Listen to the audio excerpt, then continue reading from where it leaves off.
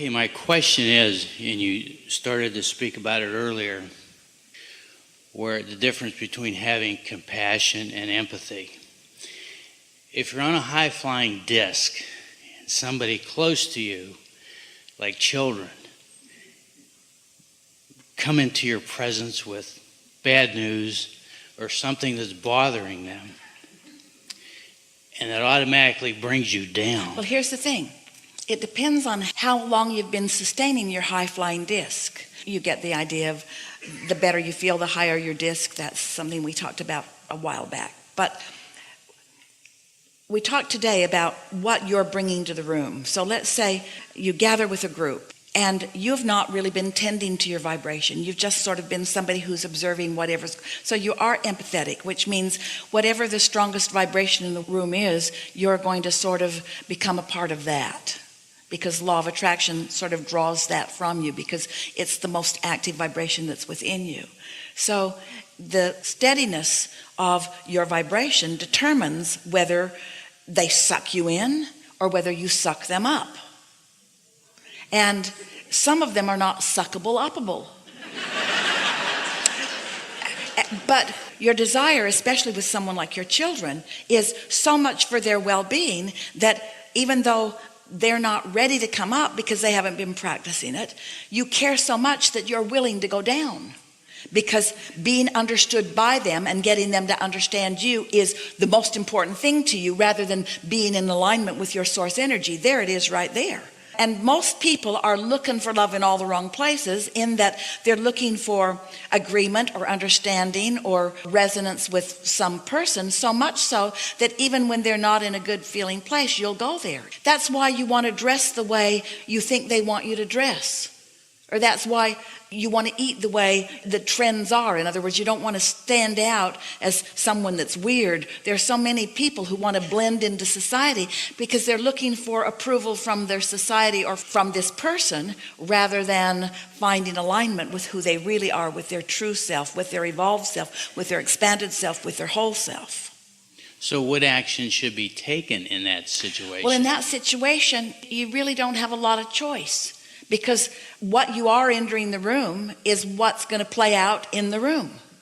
Let's say that you have a mixed bag of vibrations, and concern about your children is one of them. Let's say you've been observing them and you've been noticing that things aren't going that well for them, and rather than taking your own bounce from your own desire and thinking about who they really are, you've been fixated, most people do this, on who they are. So you've practiced the vibration of their struggle without meaning to, all the while wanting it to be better, but you practice the vibration of their struggle. If you are like most parents, you talk to other people about it. You get together with your good friends and you talk about your kids a little bit, and about the or you read the books that will help them. And so you've got active in you more about their struggle than you do about their solution. So that's who you are walking into the room. And so you don't have any resources to feel otherwise under those conditions. But let's say instead of that, let's say you've walked into a few of those situations where you felt empathy and nothing helped and it just got worse. And so now you've launched enough rockets of desire and you acknowledge that you want to be of advantage to them. And so now you're not with them and you find your thought, and let's say this, you've awakened without any of that momentum active in your vibration, because while you slept, it subsided, and then you brushed your teeth and got something to drink, and then sat for meditation for 15 or 20 minutes and tuned into the frequency of who you really are.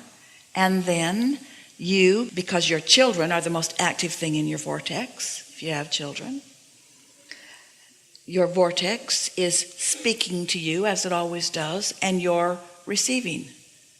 And you have this thought about the brilliance and wonderment of your child.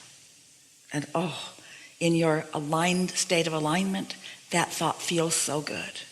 And then that thought turns to another thought of what that person was like when they were little, and how fresh and free they were. And then that thought turns to another thought about some loving experience that you've had. You're just having this festival of lovely thoughts because there's no resistance active within you. You meditated and you created a new room for you. So what you bring to the room, haven't said this before, when you meditate, you bring to yourself, to that room of meditation, someone different than the person who's been worried about stuff. So now you are this pure, positive energy in concert with your pure, positive source energy, in concert with everything that you care about this child of yours, and you are now beginning to receive thoughts. Now, we're not saying that in that very day you will rush out and say the perfect thing to that child or that person, but what you will do is get ready to be ready to be ready to be ready, and more thoughts about their beauty and their power and their success will come to you.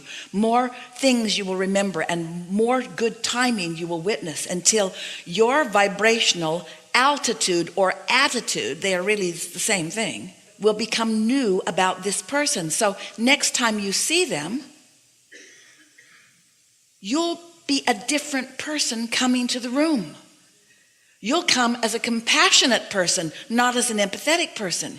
You'll come as a person aligned to who they really are and what they really want, not aligned to what they've got and what they don't want. You'll come as a person tuned in, tapped in, turned on to your inner being and to their inner being, and you'll still behold them just the same. You'll look at them, you'll be in the room with them, but you will be a vibrationally different being, you see. You'll be someone who will more likely evoke better feelings from them. You'll be the one controlling the room. Now, we don't want to seem arrogant and we don't want you to misunderstand, but when you come to an Abraham gathering, we control the room.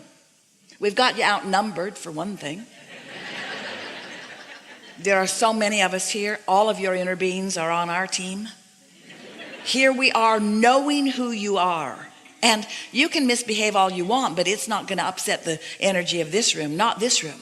And the readiness of you who came to the room, you wanted to be here. Only a few of you got dragged here kicking and screaming. When we come to the room, we are in a place that is susceptible or in likelihood of alignment, you see. And so what goes wrong with so many dear humans is that you don't prepare yourself to go into the room. You just go. You just go remembering the same stuff that happened in the room last time you were there. And sure enough, the same stuff that happened in the room last time you were there happened again because you didn't do anything different. Your vibration wasn't different. Your point of attraction wasn't different, so you got the same old. So we have to practice the different vibration before the situation happens again. Yeah. But don't do it to change the situation. Do it because it's more satisfying. When you're not with your child, when you're not with someone who you love, who has a problem, which is a more satisfying thought? They're failing or they can have success? Which is a more satisfying thought? They're miserable or they're on their way to happiness? Which is a more satisfying thought? Is the same old, same old, same old, or things can improve for everyone? In other words, you have to practice when it's easier finding those thoughts, because when they're right there oozing their discontent, it's not easy unless you're really in alignment going in, you see. And sometimes this is something worth thinking about. When you're all tuned in, tapped in, turned on, going in, you're really ready for it. Usually you've shifted the energy around them enough that they're more ready for you than they have been before too. But let's say for whatever reason they're not more ready, and you're worried that they might find you uncaring. A woman said to us one day, "Oh, Abraham, my daughter expects me to be there for her." And we say, you can't be of any value if you be there for her. You've got to be here for her. But to most of you, it feels like, well, then we're in two different places. If I'm here and she's here, then I'm really not there for her. Yeah, you are. You're there like her inner being is there for her.